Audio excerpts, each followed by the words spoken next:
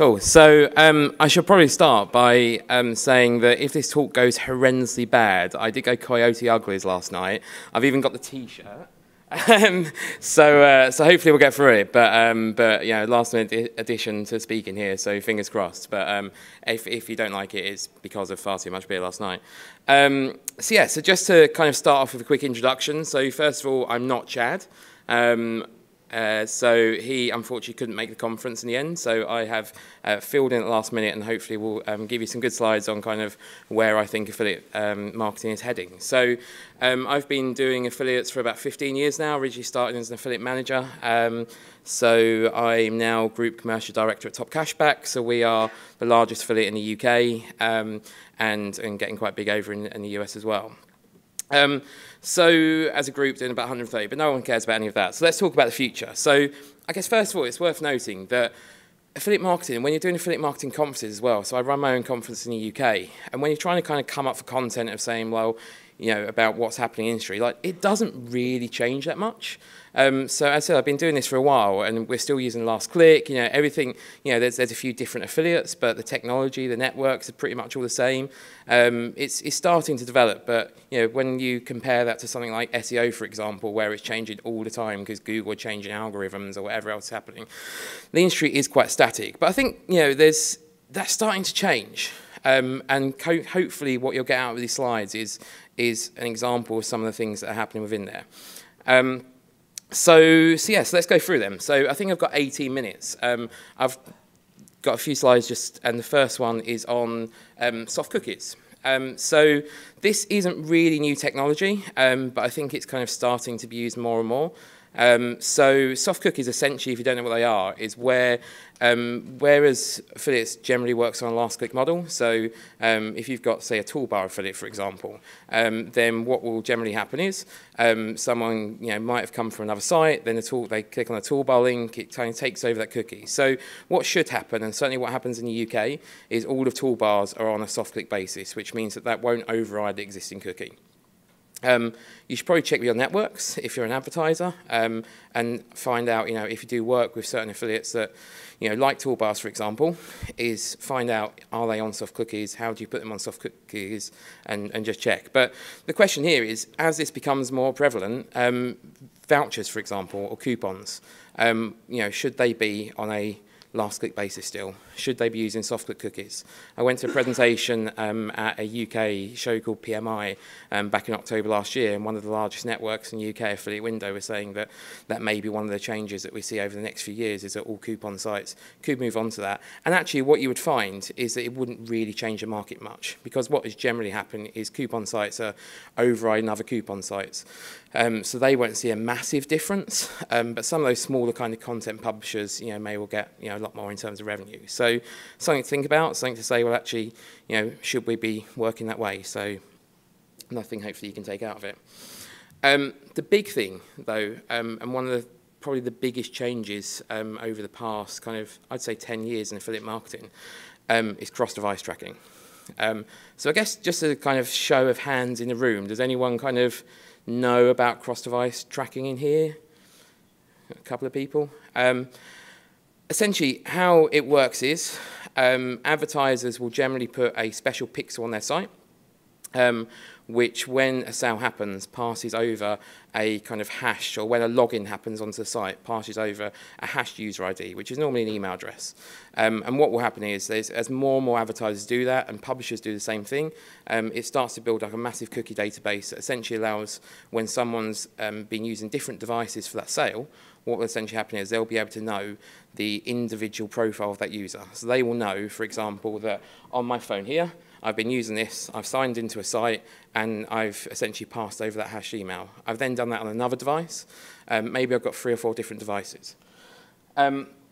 So what they're able to do is they're able to say, well, we know that user had clicked through previously, they had clicked on the affiliate site, they'd gone through to Expedia, for example, but they were doing that as a research stage. Then when they went to purchase, they used their desktop to purchase, for example, and then what they can then do is, even though that affiliate click hadn't happened, they're then still able to track that sale back to that individual affiliate.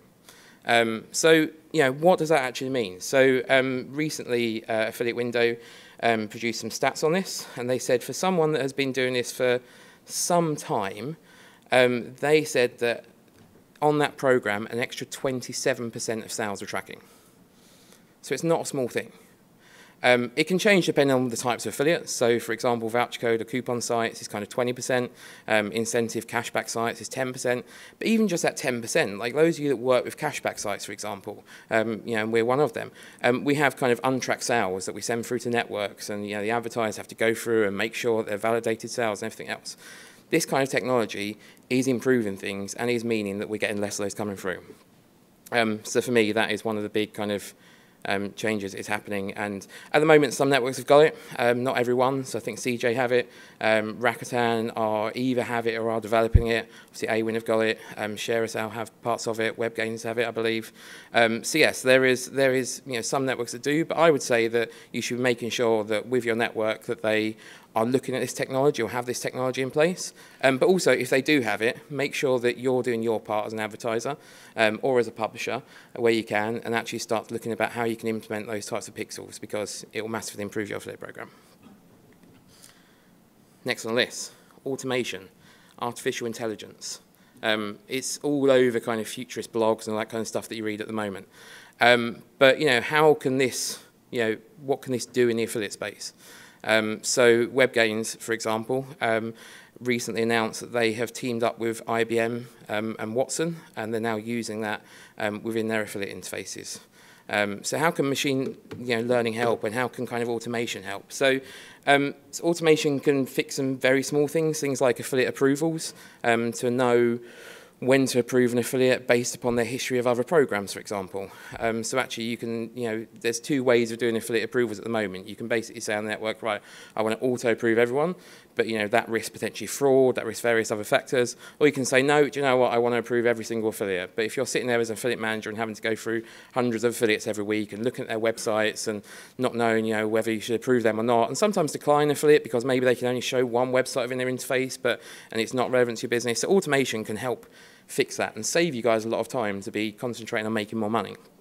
It can help with fraud detection, and it can help with things like forecasts. So if you're using something like Watson, then what you can then start to do is actually say, so if you're going to buy a paid placement, paid placements are becoming massive in this market, right? If you're going to buy a paid placement, you want to know how that works. And often we'll get people coming to us, whether it's for paid placements, whether it's for new programs launched on the site, and they'll say, can we get a forecast? We're really excited to go live with you, but can we get a forecast? And a lot of time for us, it's real finger in the air stuff, especially if it's a brand we haven't really done stuff on before. But I think it's really exciting to start looking at artificial intelligence to actually say, like, that is going to be able to, I think, make a big difference, where you can actually say, well, we know, that can look at all the previous gold packages that we've done on that network and how they've performed in those sectors, and start to make, really accurate forecasts for how well it's going to perform. And I think, again, that will help in terms of getting more spend in a channel, because often, trying to go and get an IO signed off, or trying to get a paid placement signed off, or even launching a campaign, it can be a tough task, and to have that kind of data available, I think will make big changes. Split commissions. So this is an interesting one. There's been lots of talk, I guess, over the last few years on kind of first click, last click, what's the right way to do it? Are we going to split up commissions? I think every conference I've been to in the past 10 plus years, there's been a talk about it, or people, talking about the best ways of doing it. I know that ShareASale, for example, you can now do that within the interfaces, and you can do it. A couple of other networks, you can do the same thing. But it's still fairly new, and not many people are actually doing it. I guess that, as I said, each network that does it a bit differently. And that could be a problem. I think one of the biggest issues that we face in this industry is networks don't really like to talk to each other. In the UK, it's a bit better. We have the IAB in the UK. Obviously, you've got them out here, but they have a publisher meetings there anyway, where they will get lots of different people in the industry. And eventually what happened is all the networks came together to start up this panel, because there were things that need to be fixed. So one of those big things that need to be fixed in the UK was voucher code sites. So they were saying, well, actually, with these voucher code sites, a lot of them are posting codes that don't exist. And that was a problem for customers, and that was a problem for advertisers, and it's a problem for everyone, really. So they put together some guidelines to say, like, this will no longer be accepted. If you put through codes that don't work and you get caught doing it, then you'll be kicked off of every single network. So I'm digressing slightly, but I guess the point I'm trying to make here is that actually, if every network is doing something slightly different, whilst that might help with their USPs and being able to sell it in and everything else, it doesn't necessarily help in terms of understanding things as an advertiser or even doing things the right way. Every network feed is different. Every data feed is different. If you're trying to work with data feeds, it's an absolute nightmare. So I think that's a potential problem. But essentially, the general idea here is that if you've got multiple affiliates involved in a journey, so you've got affiliate A, affiliate B, affiliate C, 3 affiliates involved in that one sale, how do you split them up? So some networks will say let's split them equally. Some might do it depending on the type of affiliate they are. There's various different ways in which you can do it. I've got a slight issue with it as a cashback site. It doesn't really work for us, number one. We pay 100% of what we're giving, and we have to say to the customers, right, okay, we're going to give 10% cashback. So one of the fundamental flaws, especially with cashback sites being a big part of a lot of programs, is it doesn't really work for them. And actually, one of the other things, and I was at an advisory board for a network recently, and they were saying we're looking at fragmented commissions, and we're looking at how to do that, and we're building a solution for it at the moment. So that's really good, but have you actually looked at the data off the back of it? So have you actually looked to say how many times is this really causing a problem? Because what you get from the data that we've seen certainly is actually that there's not normally that many affiliates in the journey. I think something ridiculous like 80 to 90% of all journeys where affiliates involved, there's only one affiliate involved. So number one, why are we doing this when most of the journeys are only one affiliate involved? Or where there's more than one affiliate involved, often a lot of the time it's a similar type of affiliate. So it's, as I said, it's a coupon site maybe overriding a coupon site, or it's a cashback site overriding a cashback site. There's not normally like a content site, a technology affiliate, all different types of affiliates involved. So again, do you really need to do it? So whilst this technology exists, whilst you can do it on some networks, what I would say to that is have a look at the data before you do that.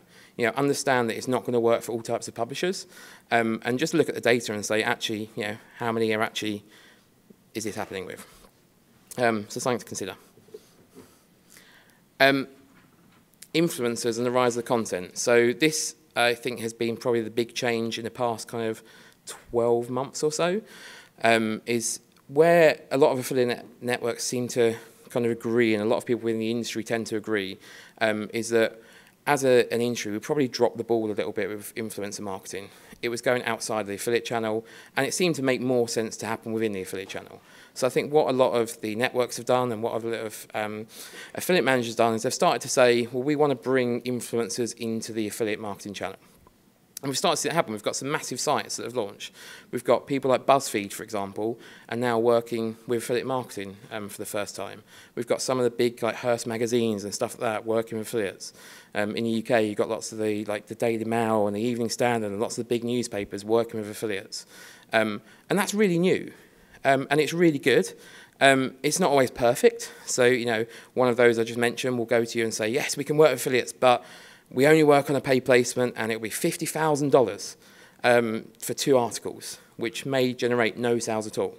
So you could argue whether that is really affiliates if it's not performance-based anyway, but at least they're within the channel, at least we're starting to get there, and at least they're using our links, right? But my challenge here, and the thing that I would go back and say to you guys thinking about this, is saying, well, actually, that's all very good, but how do I actually get my current affiliates to be the influencers? How do I get some of those big affiliates that do lots of sales to be the influencers? And that's a challenge that maybe you start needing to take back. So, for example, some of the stuff that we've been doing is actually saying, well, we sell a lot of stuff. Let's do over £1 billion worth of sales this year, right? Which is great, and and we're always cemented. But it gets quite frustrating because people just see us as a cashback site.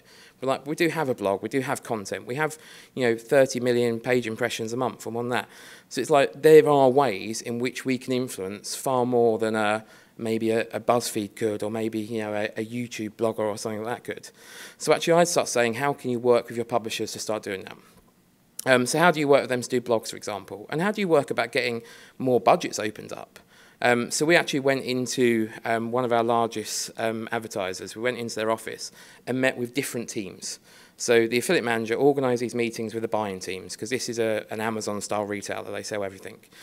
So we went in there and we spoke to these, these buying guys who knew nothing about affiliates, they knew nothing about us, and we said, well, this is, how affiliate marketing works. This is how the cashback channel works. This is how we work. And actually, we can start to put together a campaign for them. They didn't care how many sales stuff generated, but they could get more budget signed off. So with this particular advertiser, we went from doing paid placements of about £3,000, £6,000 a year to within a couple of months doing £60,000 by going in and seeing those buying teams and actually doing things a bit differently. So we created a campaign around E3, which is a big video games conference. And we said, well, okay, let's get the editor of PlayStation Magazine. We got them to write content for us to go onto a blog, run it with a competition, run it side by side. And again, giving them different data. So giving them the social outreach, giving them the number of impressions, various other things like that. So, whilst, where we're trying to get to this slide is actually saying, well, rather than just concentrate on how do we get more influencers onto the board, what you should really be doing is saying, how do we turn our current affiliates into bigger influencers for us? Something to think about. And the last one, and I think this is a long way off, but it's about programmatic. So there's been lots of talk about this. So I'm sure most of you know how programmatic advertising works. So, for example, WPP will use a platform they've built called X-Axis, and what they'll be able to do is they'll go in there as an agency or as a group of agencies, and they'll do all of their buying across millions of sites, or maybe not millions, but hundreds of thousands anyway, and they can buy in one place. So they say, this is the type of audience we're after, this is how much we want to pay, and these are the ads, and then they'll get it set up. Which is great, but affiliates, it doesn't work that way at all. So it's very manual. So if you're kind of speaking to an affiliate about getting more done, you're like, well, okay, let's email them, let's phone them, let's have a call, let's set up an increased CPA. Then you'll get an email through with kind of an IO, you'll have to sign it, you have to print it, you might even have to fax it back to them because people are apparently still using fax machines.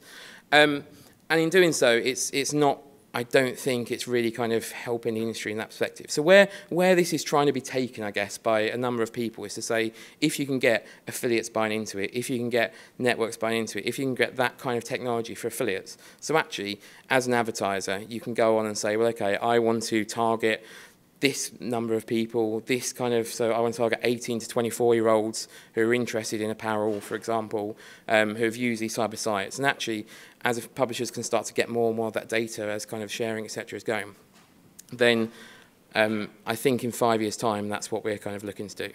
And I think that's where the industry is changing. It may not be 5 years, it may be 15 years. I don't know if it will get there, but actually being able to buy on that basis, I think it will be a massive benefit, and it should unlock more budgets within the channel as well. So in a roundabout way, that's it. I think I've got 5 minutes. So it was a very quick run through to say, here's where I think the industry is going. Here's a few different types. So I guess now just any questions, any thoughts? Do you disagree with any of that? Do you have your own future? Where do you see it going? So we're open to questions and comments, really. Go for it. What was quite interesting there about the influencer marketing content and then on the programmatic side of things. For the UK market in particular, where you've got, like, say, 4,000 plus retailers and advertising affiliate marketing, and you've got only a finite amount of top-tier publishers, that's a lot of resource that has to be applied as an affiliate to cater for those phone calls, individual conversations, one-on-one planning on a per-campaign basis for the advertisers there. So do you think that it will have to go some way towards being semi-automated to meet with the demand of publish opportunities with the advertisers that are there? Or do you think that it will still be a long way off because it's not possible to do? So I think there's two things, right? So I think first of all, it's about actually how do we get that demand sent across to publishers a lot of the time. So something that's been done very well in the blogging space, for example, and in the UK there's something called Flea Mail.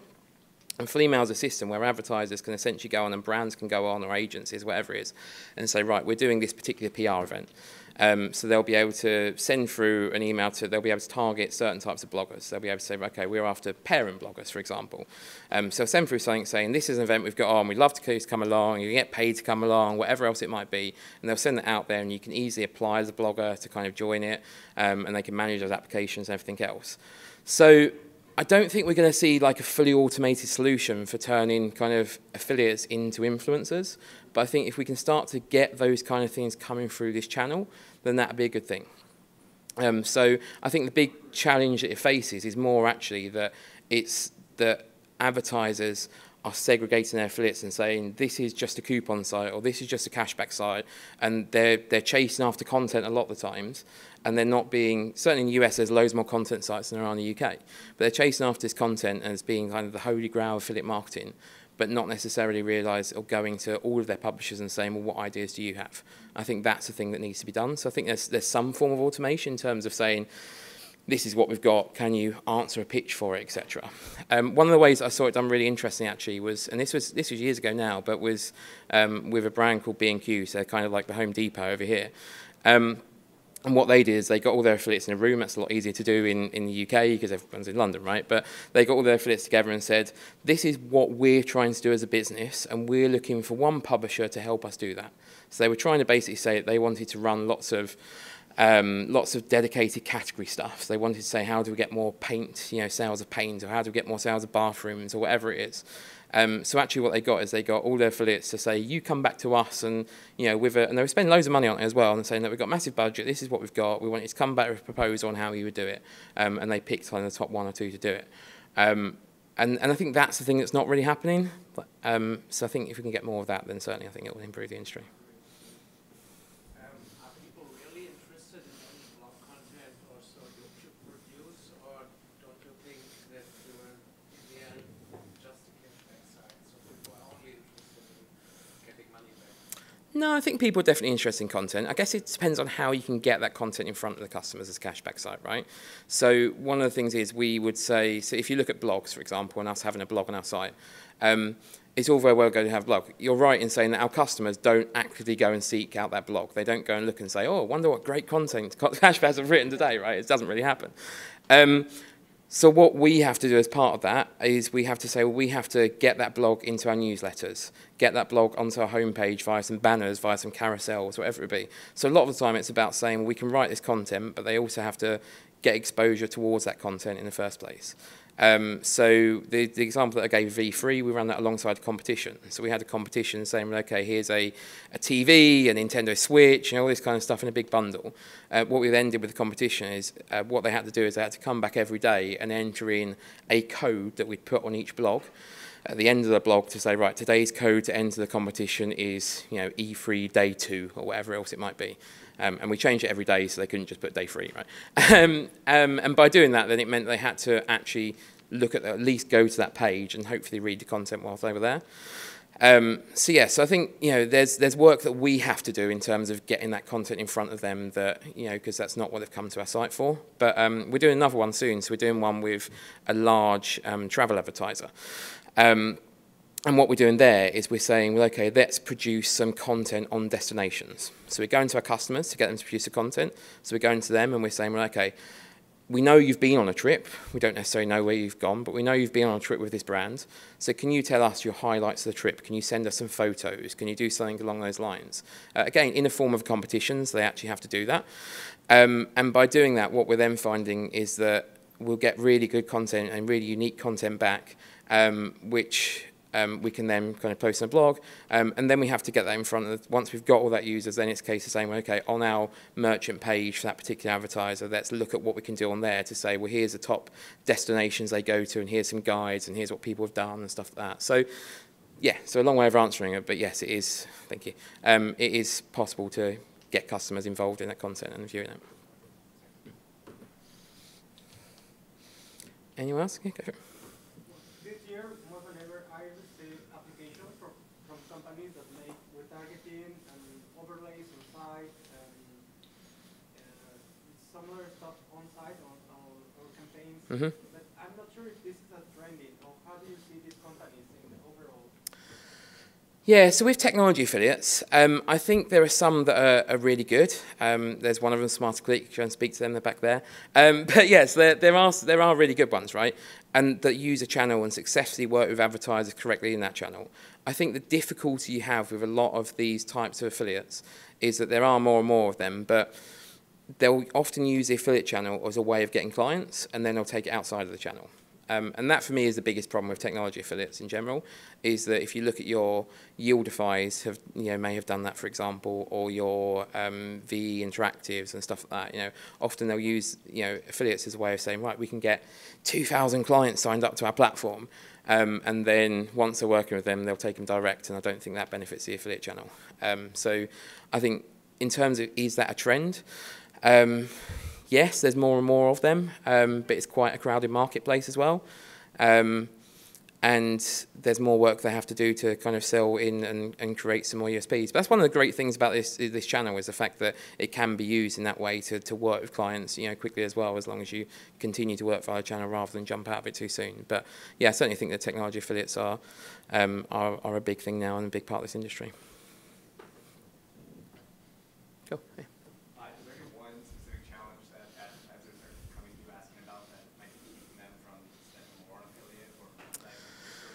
Yeah, so I mean, getting budget signed off is a big thing. I think the advertisers are looking for more data as well, which is a challenge in its own right. So one of the things that I was going to put in these slides actually was about how you've got networks creating technology now that will allow for the selling and the reporting of pay placements, for example. So CJ have built something, Rakuten have built something. The problem is not many affiliates are using it, because it's quite good in terms of saying, right, okay, replacing the IO system, that's a good part of it, but actually having to integrate that technology, when we've looked at it for a network, for example, would have cost us tens, if not hundreds of thousands of dollars to do, right? So I think that is kind of one of the challenges. But I think data in general is where advertisers want more of it, and that will help get stuff signed off. There was a massive program that said we want all of our publishers to implement our impression pixel, and like no publishers really use impression pixels, and they just cut off like a massive base of affiliates. They gave them like a few days to do it, and they said anyone who hasn't done it within that period, we're just kicking off the program, and they went and did it, which in my mind was not the best decision, but that's because the challenge they had is their finance team was saying, we need this data. Every other channel will give us impressions. Every other channel will give us more data. Affiliates is kind of like this little box that we don't really understand. So I think kind of finance is there. I think one of the other things that we're getting asked for quite a lot is around kind of the fact that borders, I guess, are closing down. So kind of shipping internationally, for example, is a big thing. I think that this will, again, be another trend that we see happen, is actually that, I bought, so for example, the last time I came out here, my wife said to me, can you get me some Levi's, because they're a lot cheaper in the US than they are in the UK. I said, yeah, of course I'll get some Levi's, and then I went and passed every night and didn't get any Levi's, right? But then, so I'm sitting in the airport on the way back, I'm like, oh no, I didn't get those Levi's, what should I do? And in the UK, they were like £90. In the US, I think it was Memorial Day as well. So there was a Memorial Day sale, use a coupon, I could get my cash back. I got the jeans for like $25. Used like a border-free company to then get it shipped across the UK, paid like $20 for delivery. She waited a bit longer than me bringing them back on the plane. I probably paid more off the back of that. But actually, it was still $45 compared to £90 in the UK. I think that's a big thing. If you look at China, for example, as well, and we have a Chinese site that is dedicated towards international shoppers. So people that don't want to buy from China, they want to buy the high-end fashion, they want to buy their travel, they want to do that from non-Chinese sites. And it's a massive, massive market. So I think as shipping has become a lot cheaper, as fuel has become a lot cheaper, as all of that has changed, I think what we'll start to see is less, well, here's these programs in the UK, here's these programs in the US. I think we'll see customers will get savvy and start shopping everywhere, and that's another thing that we're getting asked quite a lot. Cool. Got time for one more question, if there is any? Oh, no, there's a time. I haven't. Okay, cool. All right, well, thanks for coming along, guys. Yeah, cheers.